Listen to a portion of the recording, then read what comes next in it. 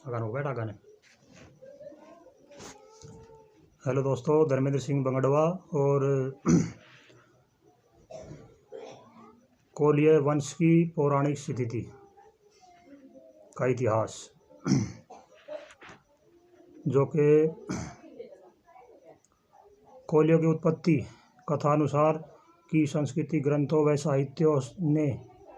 साहित्यों में समर्थन देते हुए उनके पूर्व अस्तित्व को क्षत्रियों के रूप में प्रकट किया गया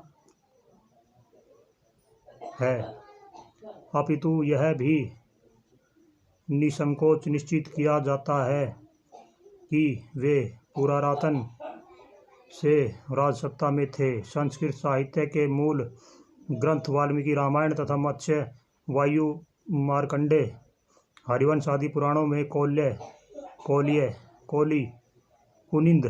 कुलिंद, चोल आदि शब्दों का प्रयोग किया गया है। जब हम गंभीरतापूर्वक इन शब्दों की वास्तविकता पर विचार करते हैं, तब यह निश्चित मत प्रकट होता है कि वे सभी शब्द कोली के ही पर्यायवाची शब्द हैं, जो एक ही जाति विशेष के लिए प्रयोग किए गए हैं।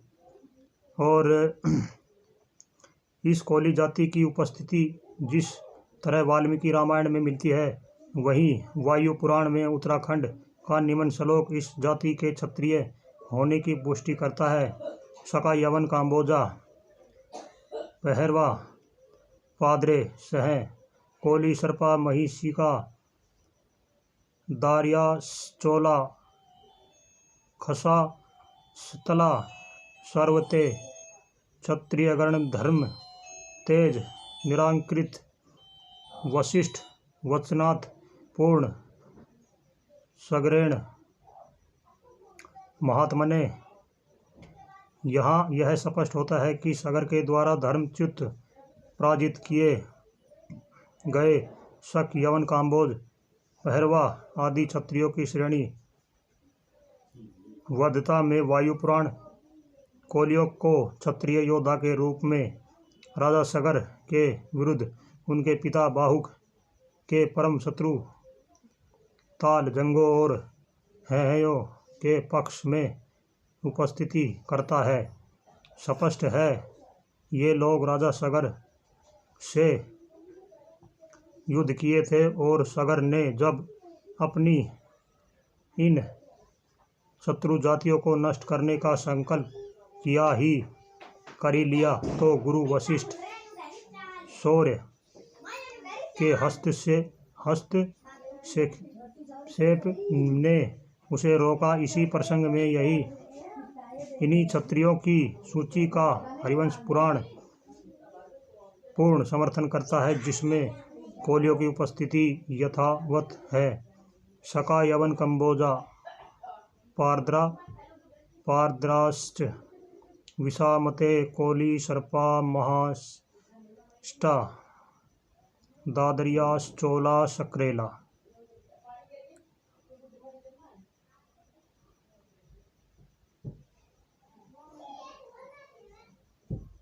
महाभारत के श्लोक की इन पंक्तियों कोली, सर्पा, समहाष्टा,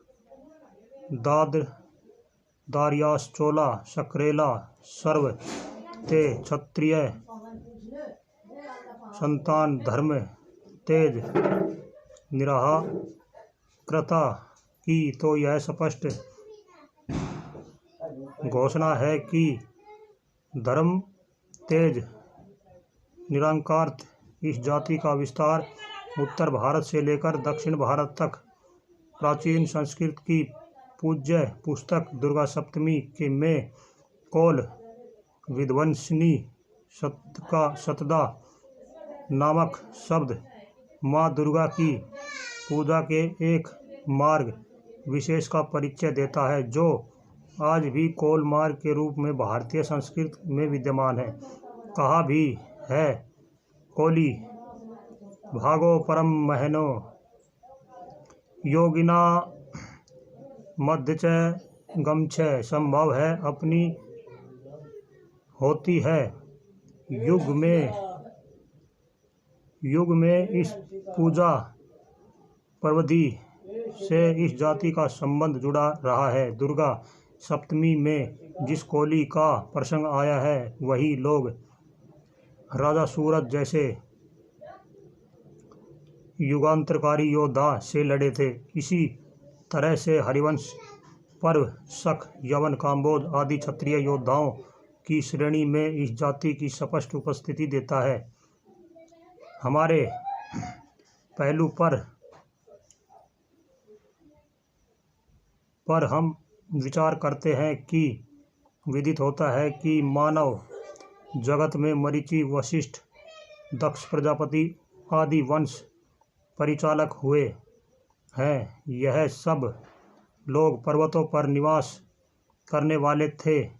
पर्वत को कुलीन और नाग भी कहा गया है।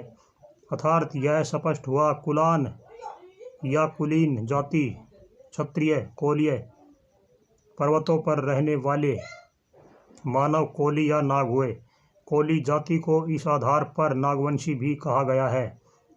उपयुक्त तथ्य के प्रकाश में कोली जाति के क्षत्रिय योद्धा जाति का होना प्रमाणित होता है।